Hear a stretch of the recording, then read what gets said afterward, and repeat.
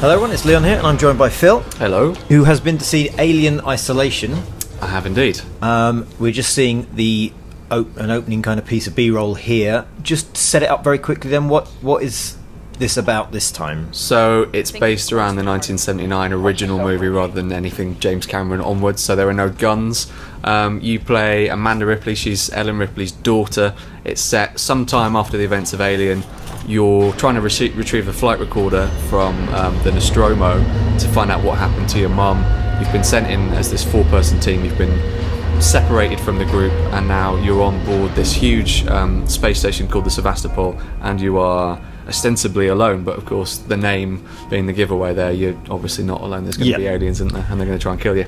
And one thing I think we should sort of really emphasise here is that this has got basically nothing to do with the Aliens Colonial Marines game. Absolutely. Apart from Sega, because we published a story a little while on the website when the screenshots leaked, and a lot of people just assumed it was going to basically be Colonial Marines 2. But this is the Creative Assembly, so it's the guys more famous for Total War, Total War Rome, all those series. Yeah, the RTS games on PC, But the level of detail looks astonishing. Like we'll see some of the screens and stuff coming up in a moment, but it really is like a proper homage, like fanboy thing for not just for the original film, but for just that 70s way of doing sci-fi. So the green screen CRT, even the costumes we'll see in a little while, there's like 70s wide collared shirts. Yeah, I mean, do you know, I actually didn't think it was possible after Colonial Marines for any game, any franchise, let alone the Aliens franchise, to actually get this sensation right of sort of inhabiting the movie set, which is part of what you want from any Aliens game, as well as it being a fantastic game in its own right. You need to sort of get that feeling right of inhabiting the movie universe without being on the theme park ride version of it, and that's exactly what this does straight away. And I think part of it, the key of it, as well as the incredible graphics engine that we're looking at, which has been built from the ground up by Creative Assembly, part of it is that they have taken every little detail from the Nostromo and from the original concept sketches and stuff for the first movie, and they've used that as the base to sort of make this whole space station. So every little detail, every lever on every door, and even like the cereal containers in the kitchens are all based around that first movie. And it's not kind of like grabbing you by the head and shouting at you, look at all this cool stuff that I've remembered from the movie. It's just letting you sort of discover that on your own. But see, I mean, it just looks like the movie set, but like you say, not in a kind of really forcing it in your face kind of way. It's just you go, oh yeah, that's the table from Aliens. Yeah, Alien, I should say. Sorry. This is my favourite table in gaming lately. Is that a category now? Yeah, absolutely. So you walk up to this little robot, and suddenly it makes this sinister kind of let's play noise. There's crayons on there. So this is a station. So this is a bit like Aliens the film. This was a family place then?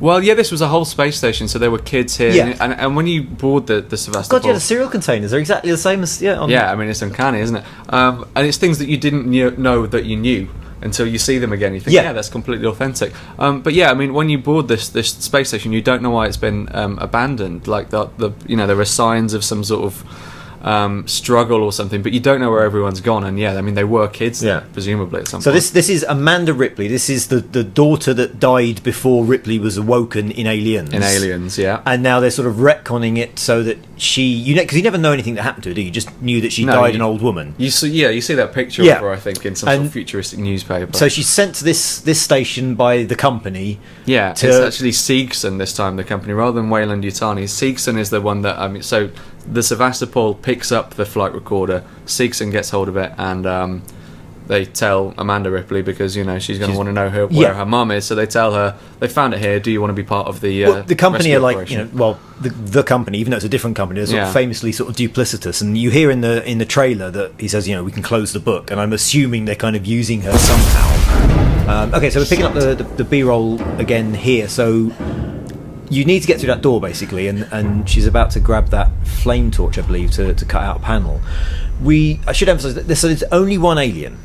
There is only, from what I've seen so far, this is actually the bit in the B-roll that we're looking at is the section that I played. Yeah. And there is one alien, and he's more than enough. I mean, he's like 10 feet tall. He kills you almost instantly if he gets anywhere near you. Yeah. I mean, you know, you haven't seen the alien at this point. It's still absolutely terrifying because everything is so dark, and because you know that eventually he's going to come out and spring himself upon you, and you don't know what his behaviour is going to be like, but you do know that you don't have a gun at this point. There's no fire button.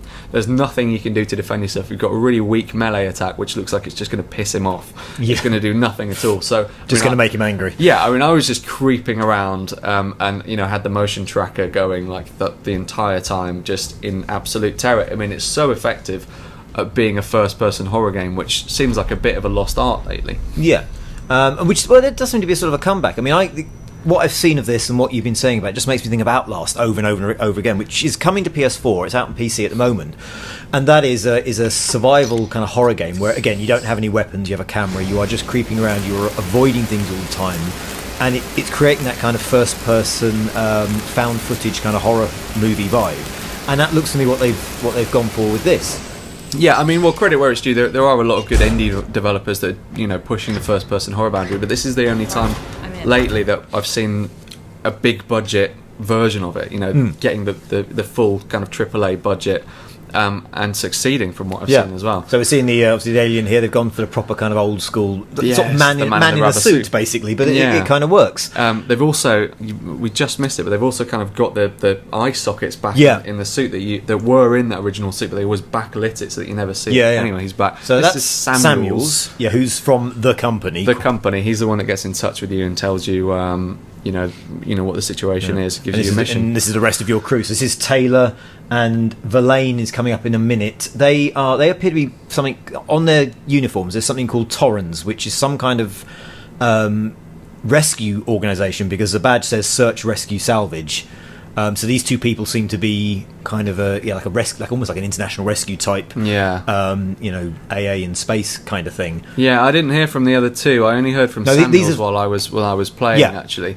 So yeah, there's still an element of mystery about the team that you're with, especially whether to trust them or not. Yeah, I mean, there's been some stuff leaked. We'll see some of the horror stuff in a moment. I think you'll see the alien in a second, and you have to sort of sneak past him.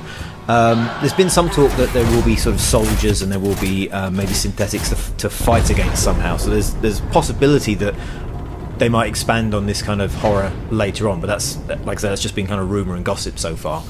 I mean, I've also heard that, you know, there won't just be the one xenomorph, that there will be other enemies. There's also a crafting system in the game, so as you're walking around, you'll pick up bits of like gels. You saw her, pick up like a thing, nuts and bolts and things, and you can craft your own weapons. You will have a gun at some point, but we don't know exactly what you'll be able to fire that gun at yet. So it might be. And that will be within the spirit of the original film. I think the flamethrower and the motion tracker they made themselves, didn't they? They just hobbled it together out of what they could find. And you know, the motion tracker in this game looks like something that you could make yourself as like a school project or something if you were in the 70s and just needed to find something to band together quickly and, you know, some sellotape. I think we're going to see the alien soon, and I mean, we'll see in a moment. I mean, it's kind of insta death if you get caught by the alien. That's it. There's no kind of there's absolutely nothing you can do. I the first time I came across, or I was at about this point, and then I ran into like a storage closet thing, and I didn't realise that you needed to back up while the alien, because you know, he saw me go in there. You need to press a button to back right up and then hold your breath, and he'll just walk on by really slowly. I forgot to do that. He just pulled me out and just did me through the stomach with his tail, and that was that. Right, so there's him getting caught. So there's Ripley trying to run away and not doing it fast enough. Yeah, I mean, and he's just terrifying. He inhabits the space so entirely because he's so tall, and the way he moves around. He's the most successful animated alien that I've seen. And I mean, admittedly, the benchmark was low after Colonial Marines, but we should reiterate that this is nothing to do with Gearbox software. It's the lighting as well that works so well, because I mean, you're seeing little bits of him here, and it's almost he's just a shadow where the highlights around him is just picking him out of what's behind him. Yeah, and I mean, you don't dare look at him on screen for very long at all. You can only really look at him for long enough to locate him, and then you're off again. And also, the game does the classic kind of making every pipe and every bit of detritus look like the alien to throw you off the scent as well. So I mean, it's a very brave looking take on the series. Obviously a mainstream game going away from shooting and going for quite a stealthy, slow paced thing. Do you think it's the right move? absolutely confident that it's going to be a fantastic game. I don't know if it's going to sell particularly well because there isn't a gun pointing in the screen, and maybe some people want that, but in terms of getting the series back on track, it does everything it needs to.